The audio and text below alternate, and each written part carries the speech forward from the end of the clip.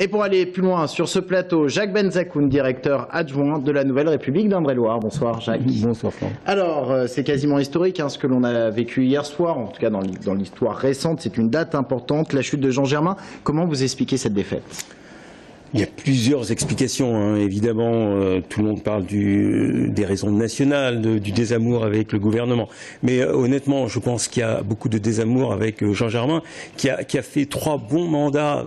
Il a un peu chuté à la fin avec ces histoires de mariage chinois, de NASCAR, toutes ces erreurs de parcours qui sont venues presque naturellement pour un maire qui s'était un peu coupé de la population et qui était entouré par des courtisans, des flatteurs, qui ne l'ont pas protégé de ces choses-là et qui ne lui ont pas dit à un moment donné, Monsieur Germain, attention, là c'est le mandat de trop, attention vous mettez les pieds, il y a du piège à aller par là, et je crois qu'il a pas entendu, il a cru effectivement, je pense que il y a 6 mois on se demandait un match Germain-Babary, honnêtement même Serge Babary aurait dit je perds haut la main, et tout le monde a cru qu'il était là pour très très longtemps et qu'il suffisait de mettre la carte Jean Germain pour que toutes les portes s'ouvrent. La fin de son mandat était difficile, était fin de règne, ouais, et je crois qu'il n'a pas senti venir les choses, trop coupé de la réalité, et il a fait de très très nombreuses erreurs qui payent cash aujourd'hui. Alors Serge Babary aux commandes de la municipalité, comment ça va se passer? Qu'est-ce qui va changer? Bon, dans un premier temps, Serge Babary connaît bien la ville. Il faut quand même rappeler qu'il a été élu en 89 dans l'équipe de Jean Royer. Il était à l'époque au CNI, le Centre National des Indépendants. Il a été élu en même temps, d'ailleurs, il était collègue avec Jean Germain. Ils se connaissent depuis très longtemps, ils se connaissent même depuis la terminale. Ils étaient marmoutiers tous les deux. Donc, bon, ce sont 2 hommes d'un tempérament plutôt calme, on va dire, qui sont très tourangeaux de leur approche des choses. Donc, je ne pense pas que Serge Babary va renverser la table.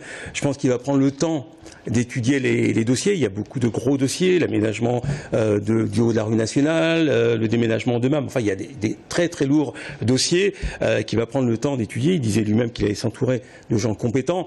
Donc, je ne pense pas qu'aujourd'hui, il va y avoir des changements extraordinaires. Peut-être dans la gouvernance, je pense que c'est effectivement, il le dit, un homme de terrain. Donc, je pense qu'il va essayer de ne pas réitérer les erreurs de Jean Germain, qui va rester proche du peuple, qui va les écouter. Et puis, on va voir. Après, il y a les gens autour de Serge Babary qui sont très hétéroclites, entre Thibault Coulon, Sophie Oconi, Christophe Boucher, qui ont aussi des égos, pour certains surdimensionnés. Il va falloir gérer tous ces gens-là. Et là, ça ne sera pas facile.